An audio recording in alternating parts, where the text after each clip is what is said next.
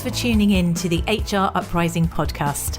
I'm your host, Lucinda. The HR Uprising is focused on helping forward-thinking people professionals deliver real lasting value in their organisations. I'm a chartered psychologist, speaker and trainer, and recently authored the best-selling business book, How to Be a Change Superhero.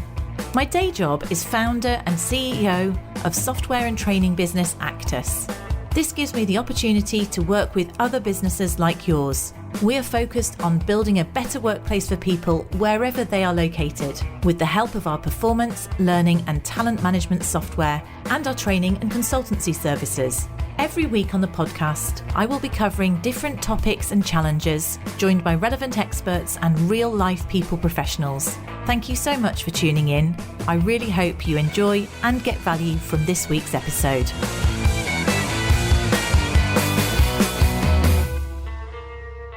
Hello and welcome to this week's HR Uprising podcast. And this week I've got my guest here who's spent the last 25 years supporting employers in upgrading their flexible working practices. Now, some may say she was ahead of her time because she launched her book just before the pandemic when people were really struggling to even consider some of the themes that she's been talking about. But certainly the changes that have taken place over the last 2-3 years, I think have helped people to understand flexible working is absolutely something that many of us need, not just women actually, which I think originally is how it started out. And her book's called Upcycle Your Job, the Smart Way to Balance Family Life and Career. So Anna, I'm really delighted you've come to join us today. We're going to talk about sustainable working, flexible working, and all from how HR can really help people to be productive, but also have a whole well-balanced family lifetime as well. Thank you, Lucinda. It's a pleasure to be here. It's certainly something that I think is incredibly important, flexible working. And one of the interesting things for me is, I think as we've gone through the recent, strange 3 years we've gone through, is actually the ability for people to know how to be productive, as in have a whole life and not just think about work and home separately. It feels like that's been something that's important for people's well-being, whether they're male or female. That's my personal view. But just before we go into how this links to HR, what got you into this area? Right, well, that is quite a long story, actually, Lucinda. Back in the 1990s, I was working in mainstream HR roles and quite high-pressure roles in the financial services sector. And I had a life event. I met the man who I eventually married and then subsequently divorced, but that's another story. And I began thinking about how I could possibly combine work with a family life. And at that point, I came across an organisation which was then called the Working Mothers Association. It's subsequently changed its name several times. It's still around as a charity, campaigning for better support for working mothers. And at that time, their main focus was on childcare. Of course, the irony being that we're now coming full circle on that. But my passion there was to say, well, we need a lot more flexibility around work if we're going to support women. And this was, as I say, the beginning of the 1990s, when there was less flexible working available.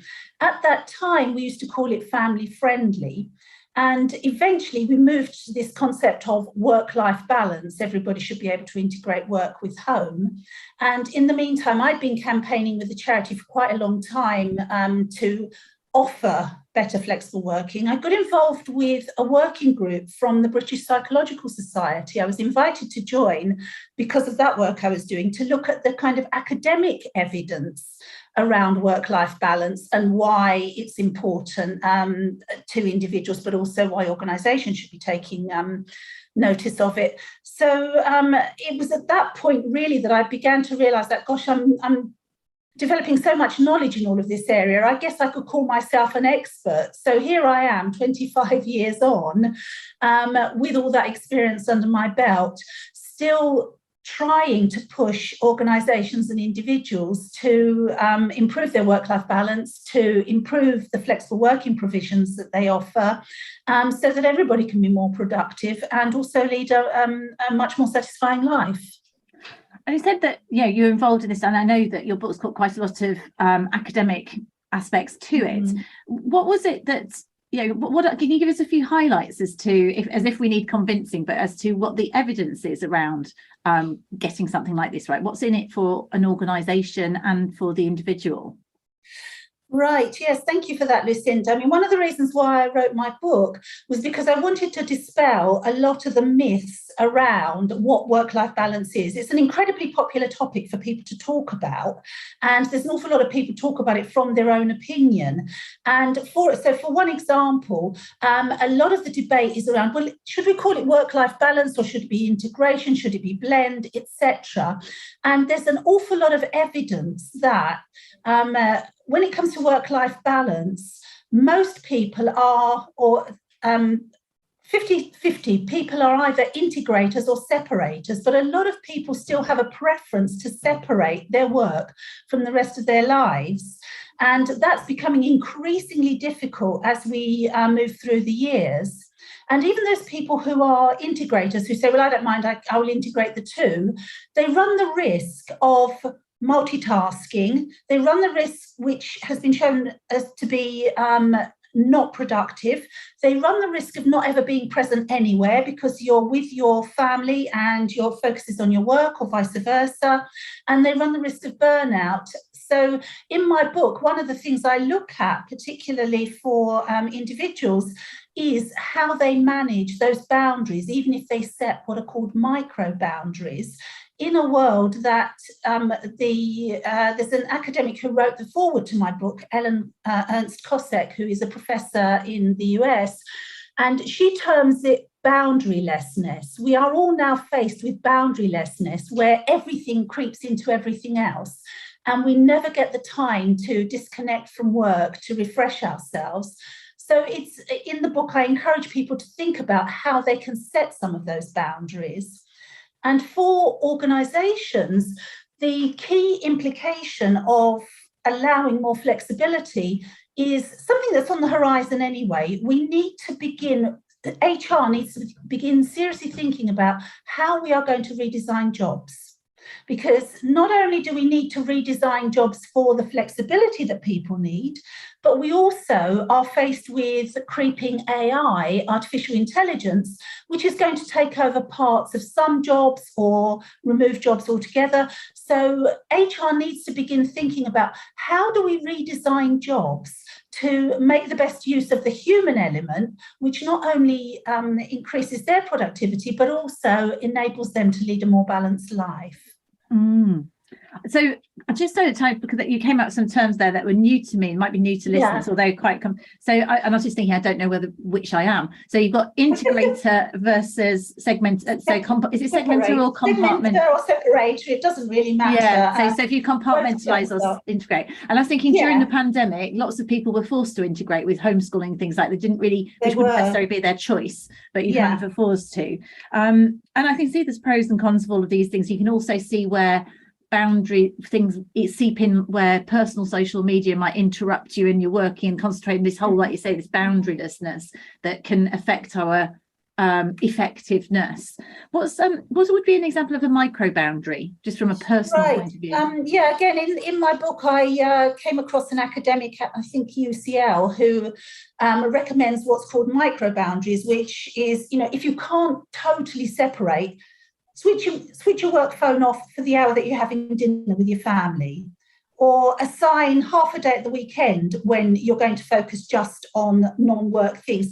So it's little boundaries that give you a chance to break away from this constant blurring of everything blurring into everything else.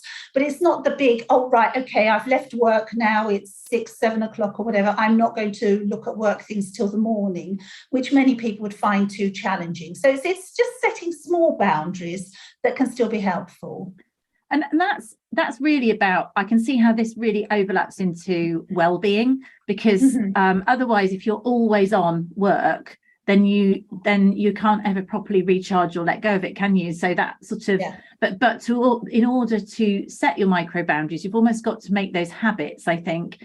Otherwise, if you're quite stressed at work and everything's going on, you don't necessarily feel able to set those boundaries up.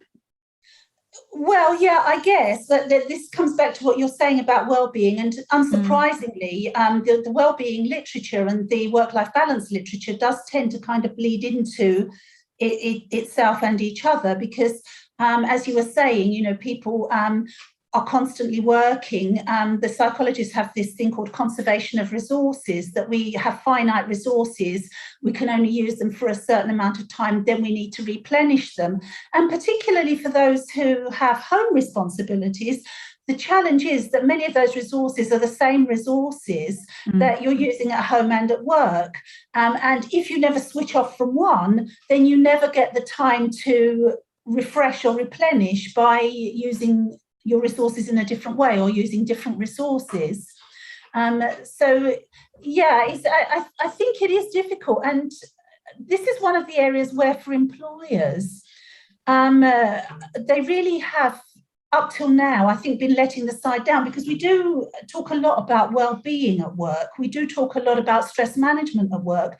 But one of the things that employers rarely formally acknowledge is the importance of this work-life balance. So before the pandemic started, two academic colleagues of mine from the working group had actually carried out some award-winning research which showed that only about half of organisations offered any sort of guidance or had any sort of policy on managing the work-life interface and how their employees should do that.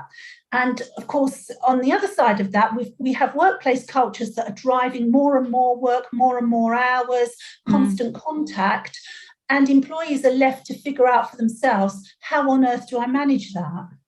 Yeah, that's the thing. And it takes quite a lot of personal resolve or experience or confidence or maturity and or all of those things to be able to segment your life, doesn't it? Especially if it's not being supported by the employer. It's just as an example of bad practice, in my opinion. I recently did a 360 feedback with somebody who was obviously like a PA or executive assistant role, and one of the comments said, isn't always available out of hours, which is part of the job. And I was thinking, gosh, that is really quite a tough comment. And what sort of culture is that? And as it turned out, they took it quite well. And, you know, but I mean, whereas many of us, myself included, want to have the flexibility to, let's say, pick up your child in the middle of the day and work later, which means you might be working, it's about outputs, you're working outside of normal hours. However, I don't feel that it should be an expectation that you're available to the organisation 24/7. And it is an interesting blurring of boundaries almost. Maybe this is where HR can help us get it right. Well, exactly. And much of that is historical, and it's embedded in corporate cultures where the thinking is that if you're committed to your career comes first. And of course, that worked in the days when mostly it was men who went to work and women stayed at home with children, because there was somebody else who was addressing all those outside issues. Nowadays, that doesn't work. But the problem is that it's still perpetuated in a culture that both consciously and unconsciously says your work should be your first priority. To go to your example, if that role genuinely requires out of hours contact, then the manager of the post holder should be agreeing with the post holder how that operates. How are we going to do that? What's a genuine emergency? Are there any times I literally cannot get hold of you? If you can't get hold of someone for an hour because they've turned their phone off for a meal, is it going to be that drastic? You know, most things can wait an hour. So what we need to be doing is to be thinking more about how can we support our colleagues? How can we support each other so that everybody gets some sort of balanced life, rather than having this expectation that they should always be on working? Absolutely. And so it's just thinking more broadly. So then going with this, because it is now something that isn't just female in terms of this, although it was notable during the pandemic that the females were picking up a lot of the extra work at home, wasn't it, rather, as well as the work. But if we're thinking about, as HR, thinking about flexible working differently, what Let's say maybe we want to change the culture in our organisation. We're aware that people are kind of having unreasonable expectations. What can we say to motivate people to do things differently, or to challenge the culture in our organisation if we feel it's not quite right?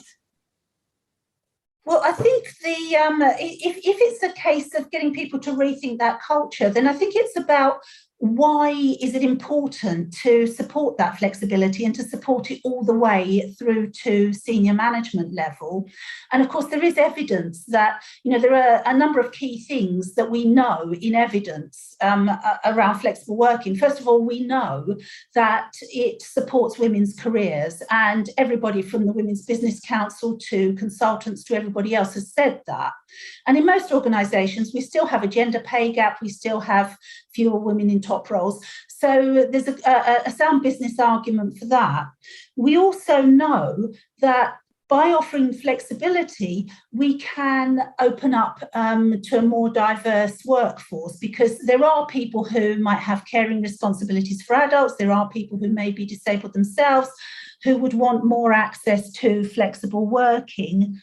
So first of all, it's about understanding why it benefits the organisation. But secondly, I think it's about having a strategic approach, because unfortunately, in a lot of organisations, what happens is they have a policy. Yes, we have a policy on flexible working because the government very kindly introduced legislation for that. But then it's devolved out to managers. And of course, I do pity the poor managers, because some will be very open to flexible working, some will wonder how it could work in their teams, some will say absolutely not because of the way they think it should be structured. It's devolved to managers. Individuals are randomly allowed or not allowed to work flexibly, and the higher up the organisation you go, the tougher it becomes. So what HR needs to do is, first of all, it really needs to stop saying, well, we have a policy, we've devolved it to managers, and really get under the radar of what is going on in your organisation. And part of that will be, where are women stuck?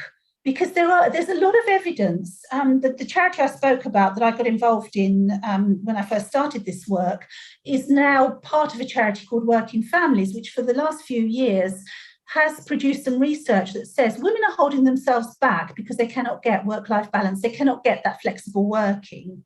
So if women are stuck, if they're leaving, if there's a general feeling that there's no point in even asking as you go to more senior levels, then HR needs to understand that, and then to begin to open up conversations around why is this? And the way I often tend to do that is when I go into an organisation, I often say, because I'm usually asked to come in to improve the access to flexible working, I will go in and say, right, okay, first of all, can I pull all the managers together, as many as will attend in various sessions, and I get them to share their experiences. I get them to share both their concerns, but also what they know about it and what is already going on, so that at the organisational level, they have all this knowledge that is hidden under the radar because individuals are doing it one way in one part of the organisation or not doing it somewhere else. And I often think that if you can say to a manager who has concerns, oh, but so-and-so in that department is doing it, why don't you go and talk to him? And invariably, managers, it's likely to be a him. That gives them more reassurance than anything that I can do. But as I say, because it tends to be dispersed in many organisations, it does need a strategic approach. It does need someone in HR to say, right, I'm going to own this. I'm going to see what's happening now and where we can move forward so that we can improve it. It's an interesting one for HR in that there's got to be some risk, actually. And if you think before pandemic, where everyone was forced to work remotely, people would have flexible working requests turned down almost so as not to set a precedent, which now I think people would think was relatively unreasonable. So it would be quite common for someone to pick a kid up and then drop them somewhere and then carry on working. I'm not saying work and childcare. You've got to the sort of boundaries have shifted, or the attitude, I think, has shifted. But then the problem with that is where people feel uncomfortable, and I think it does always come down to this sense that what if people abuse it? How do you, so it's almost like we have to assume the lowest level of trust for everyone in order to control it. So I just think it's an interesting one. If I'm in department X within a business and person in department Y, they've got flexible working and I haven't because my manager just can't get their head around it. That's unfair, and I can see people having issues with it. It is absolutely unfair, and not only is it unfair, but as I was saying, it can lead to people stuck. They're not progressing. People saying, I'm going to move to another organisation which does offer me that flexibility. And very often, as I say, it's not necessarily the manager who we should point the finger of blame at, because managers themselves often have had no training or no advice on this. So the first thing we need to do is to say, right, okay, if we're going to offer flexible working, we need to start really moving cultures to evaluating outputs rather than presence. And to get people to agree within their teams what those outputs are going to be. How will I know if you're working? I will know because you have produced X, Y, and Z by the end of the week, end of the month, or whatever. Yeah. So let's, let's get over that bit. And the bit about trust, I used to think for years and years it was trust. Managers don't trust their staff. But you know what, Lucinda? Over the last couple of years, I've come to think, I don't think it is about trust. I think it's about a fear of losing control. I think it's about the fact that if you're not here when the manager is here, that poor manager doesn't actually know what you're doing, whether you're doing it, whether you're going to do it to the right standard. And therefore, if somebody says, well, what's happening with that piece of work? They don't know. And they're worried about being exposed themselves. So one of the things I think is really important in all of this is to have communication and have good communication. And for that to be set up from the start. So as I was saying, the manager agrees with the team. This is what the team's going to produce in this period of time. That's how I will know that you're working.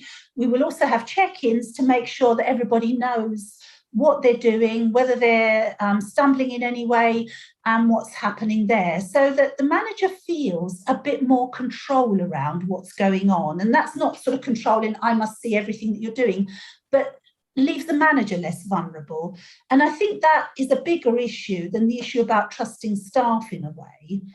And then I agree with you, yes. And if the funniest thing about it is that this, in fairness, is in the same way you were talking about flexible working 3 years ago, and actually the last 25 years, actually the skills, people management skills, people performance management skills in the UK workforce, lots of workforces are relatively weak, because there's nothing we're saying here that wasn't relevant pre-pandemic. We should be having regular check-ins with people. We should be agreeing output-based goals and targets that people can therefore be empowered to achieve and have a level of autonomy, which of course then if you're flexibly work, you know what's expected of you. It's much easier to go out and deliver it. Yet we were very much on a sort of, if we were doing builders, time and materials type thing, as opposed to actually this is what we want as an end goal. Absolutely. And I think, again, this comes back to HR perhaps having a more strategic role in all of this, and joining the dots, tying it all in, working with L&D to say, well, what's your manager, what is the manager training like? Joining it up with the benefits to the organisation to move the whole thing forward. Have they got the skills? I'm interested in terms of flexible working, that you're seeing there's quite bits, and I think some interim results have just come out about the 4-day week. And what's your view on that? Well, my personal view is any flexible arrangement, anybody looking creatively at flexibility has got to be a good thing. So on the one hand, great. And it would appear that those organisations, I was looking at some news reports today, and it would appear that those organisations that have been involved are saying, yes, it's very good, it has worked very well for us, and people are productive. From what I can gather, it's mainly been small organisations with small numbers of people. So I don't know how far we can extrapolate that to the workforce in general. But of course, the 4-day week is only one way that people want to work. And you were talking earlier about wanting to finish work, to go and pick your kids up and then come back to work in the evening. I don't know how the 4-day week works with that, because not everybody wants to do that. Some people want to work, some people might just say, well, I just want to work until about 2:00 because my child is still quite young and I don't want to even think about working once I've picked him or her up. Some people want to work a job share for all sorts of reasons. There are all sorts of flexible working arrangements that suit people at different times in their lives. Yeah. So while I think the 4-day week experiment is brilliant in shining a light on flexible working, I wouldn't want any employer to think, right, okay, we're offering the 4-day week, it's done and dusted, because it will still cause some people difficulties or challenges. Well, yeah, and let's face it doesn't work if you're in healthcare teaching, emergency services. Then I'm not sure whether it works. Well, I suppose if you're on shifts anyway, but it doesn't work for every single organisation. A lot of these are much simpler in knowledge workers, aren't they, than than a majority of other workers. Or if you've got to provide a 24/7 customer service role, then it's trickier. Unless you do 4 days, such a longer days. And I think there's some detail lacking in terms of what's coming out of this 4-day week. It's not necessarily totally clear as to whether people are working more hours or not in that period of time, and how they're doing it, how they're getting the job done. Yeah, the headline I saw said 80% of the work for 100% of the pay, which is all well and good, but I'd also like to know how they isolated the 80% of the work. And of course, I'm not being in any way cynical about this, but we have to be a little bit careful, because often people will do extra work at home in the evenings and whatever that they won't admit to. Is there hidden work going on, or are we genuinely talking 80% of the work? And does that mean that there was that 20% redundancy that I was talking about earlier, which could have been addressed by artificial intelligence or automation or something like that? So as you say, I think we need a bit more detail on exactly what goes into this 4-day week and how it can be structured. Is there anything else that's new and different in terms of flexible working, sustainable working that you've come across that you think is particularly innovative or seems to be working for people? I don't know if there is. Putting you on the spot there, Anna.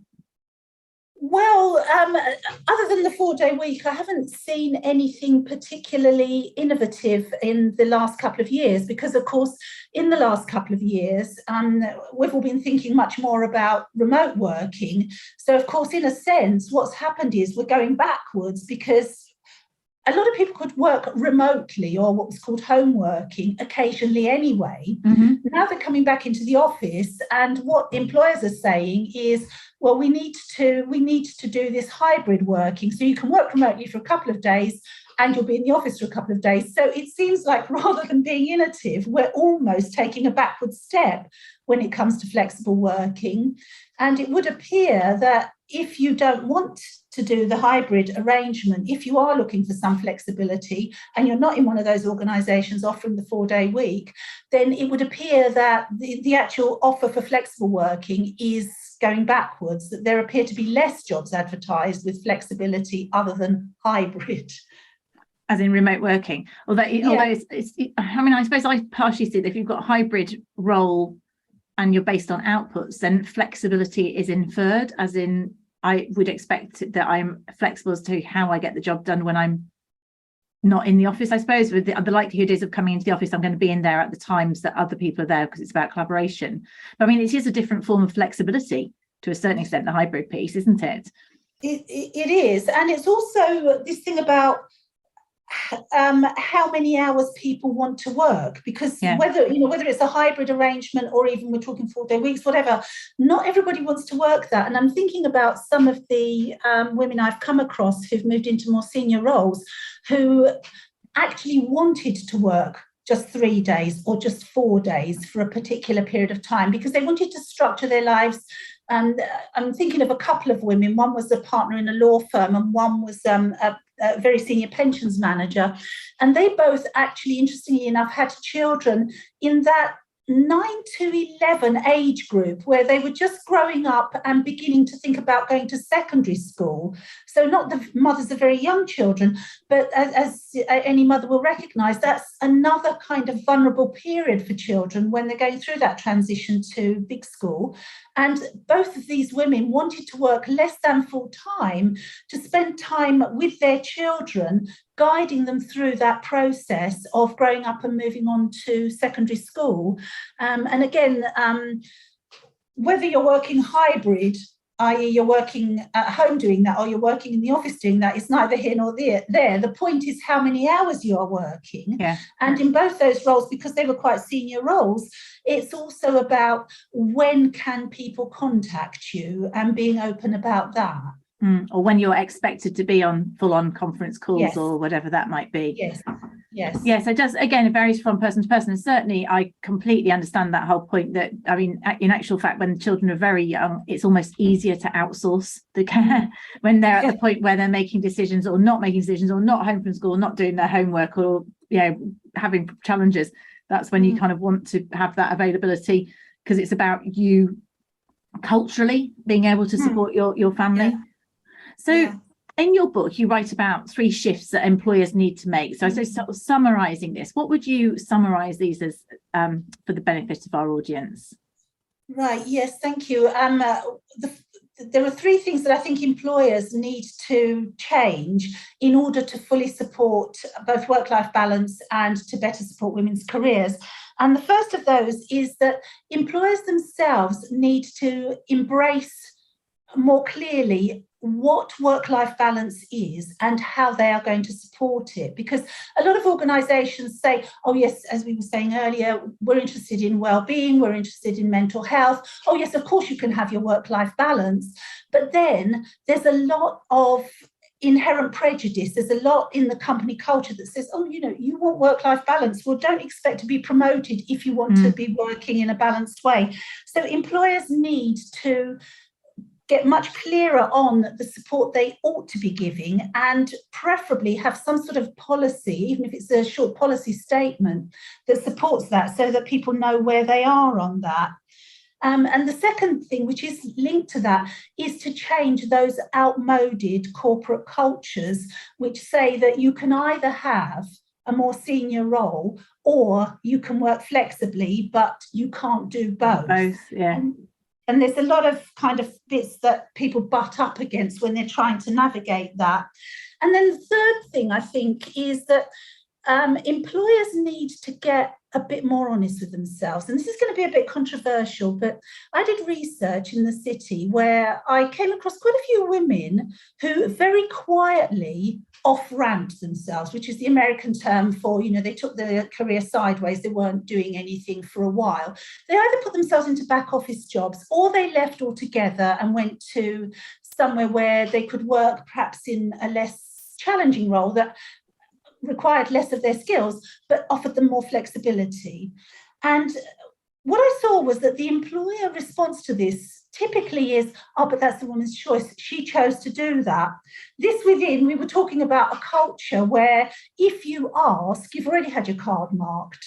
If you ask, the chances are going to be no, or it's difficult, or yes, you can have flexibility, but you must be demoted or whatever. So I think, again, I was talking earlier about HR being strategic and HR getting under the radar. And I think it's about HR really asking those women, the women who are not putting themselves forward for promotion, the women who are leaving to go to ostensibly other jobs or take a break for childcare reasons, genuinely, is this all it is? Or what could we do better as an organisation to make use of your skills during that period where you need that greater flexibility? And really, as I say, I think employers just turn a blind eye to a lot of that at the moment. And I find that very frustrating.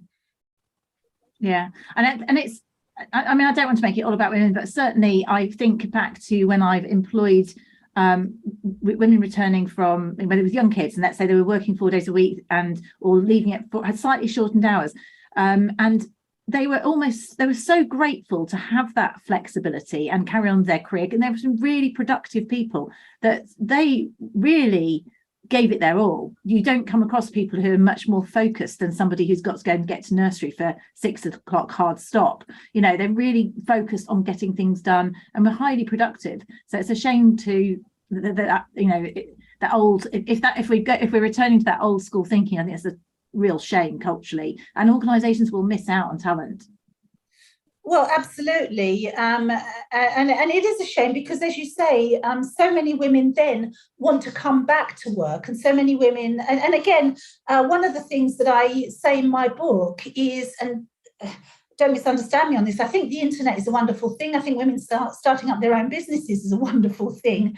But not every woman is going to be successful or have the right skills to run her own business. And we're hemorrhaging talent from the corporate world because women are tempted into what they now call mumpreneurs, into setting up their own small business.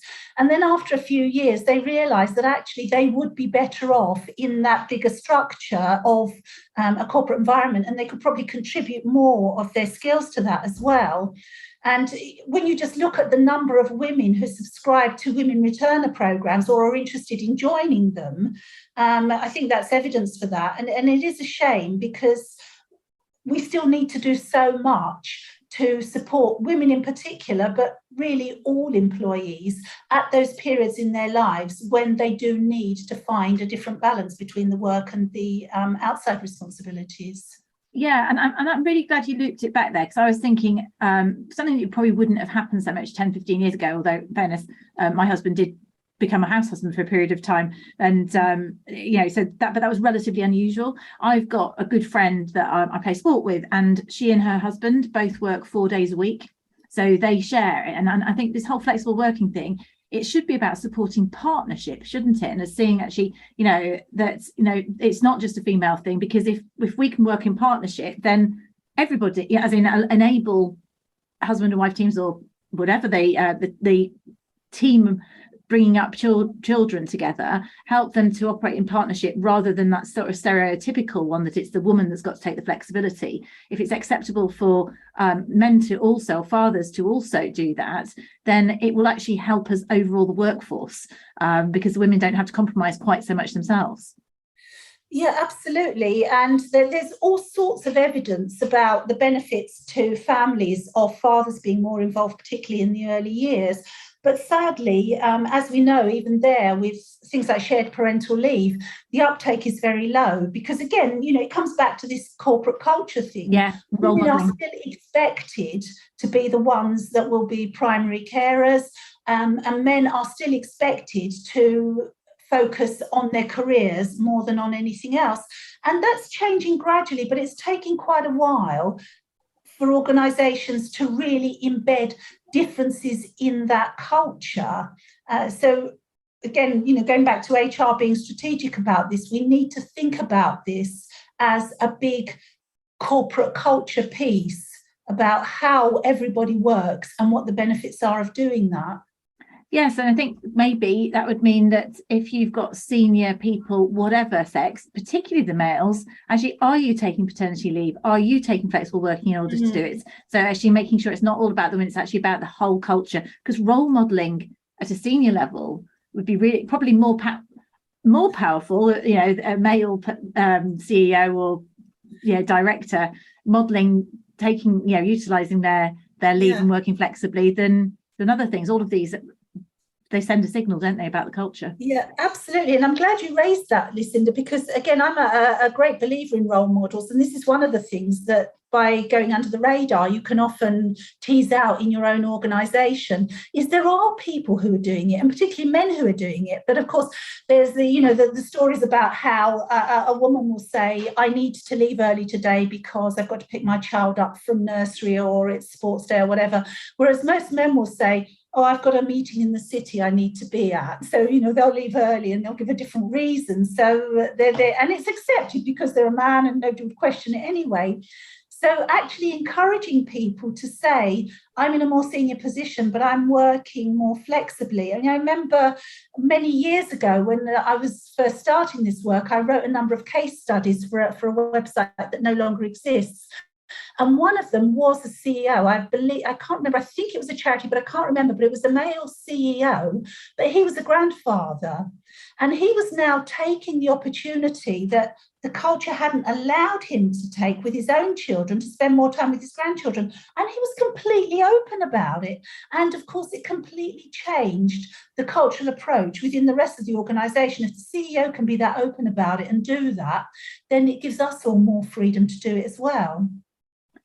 Fantastic. Well, I think we've covered quite a lot of ground there, Anna, haven't we? So different types of flexible working, you know, whether it's hybrid or other kinds of flexibility, 4 days a week we've touched on. But I think most powerfully, we've talked about employers and HR being strategic, and this role modelling, this being open-minded about things, this ensuring that the line managers know how to manage on outputs, and just that thinking about this as a culture change, a fresh way of looking at the whole sort of psychological contract. Then I think that's very much where we've ended up, isn't it, in terms of these things? And it's something that's not just female, it's actually whole organisation, but HR are very much the key, I think, to enabling it by, as you said, go under the radar, really understanding what's going on and making some of these things a little bit more visible where there's great role modelling, or changing it where it's less so good. Anna, if people want to get hold of you, what's the best way for them to get in touch? Well, they can either reach me through my website, which is sustainableworking.co.uk, or connect with me on LinkedIn, because I'm on LinkedIn as well. And yes, I'd like to hear from anyone who might be interested in this area or in moving this agenda forward. Brilliant. And I'll put all the links in the show notes, and also your book's called Upcycle Your Job, isn't it? So I assume that's right, available, yes. Yeah, on Amazon, yes. All good bookshops type thing. Yeah, absolutely. Brilliant. Lovely. Thank you so much for joining me on the HR Uprising podcast. Thank you, Lucinda. I really hope you found this week's episode useful and enjoyable. If you did, perhaps you could recommend us to a friend or colleague, or give us a review on your platform of choice. It really helps new listeners to find us. Now, you can access links to any of the information mentioned in this show via the website www.hruprising.com. Further free resources are also available at www.actus.co.uk. There you can also find out more about our software and training solutions. Finally, why not join our LinkedIn group, the HR Uprising, to share ideas and collaborate with other like-minded people professionals. Thank you for listening to the HR Uprising podcast.